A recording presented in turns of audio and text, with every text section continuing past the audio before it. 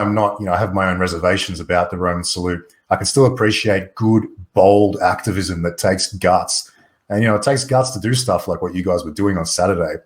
But would you say, at least in part, or part of the reason that you use the Roman salute, you're directed towards your political opponents, would you say it's to antagonize them? Would you say you're kind of using the Roman salute as like a rude finger to anger them and irritate them?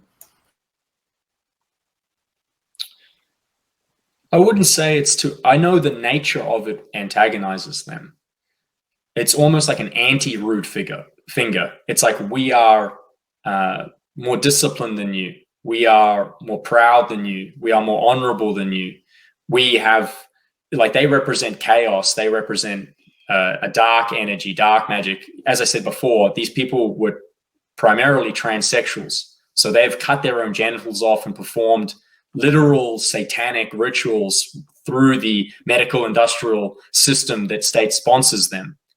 And they represent anything that any normal person could see is obviously very deranged and evil. And it's like demons have infested them and infected them and turned them into these golems. And instead of getting angry at them, instead of getting angry at the demons that have infected them, it's just the same way a Christian would hold the cross out at a vampire. It's sort of the same. You don't do it to antagonize the vampire, but in a way, it's an act of grace and honor. What I'm getting from that is kind of like, it's like if you're like super shredded and you're like, you look good and you're proud of yourself, and you walk past someone who's fat and lazy, and that angers them, all you're doing is demonstrating your own strength, your own belief or beauty or dedication to whatever it is you do, right? For it's the way good that you look. Mentioned that, because that's a good way of putting it. It is a flex. It's not an antagonism, but it is a flex. We were definitely flexing on them. Right. Yeah. That's cool. I understand. We were mogging them. We were flexing on them. Yeah. Right. But it doesn't. It does antagonize, but that's not really the goal. It's the act in itself.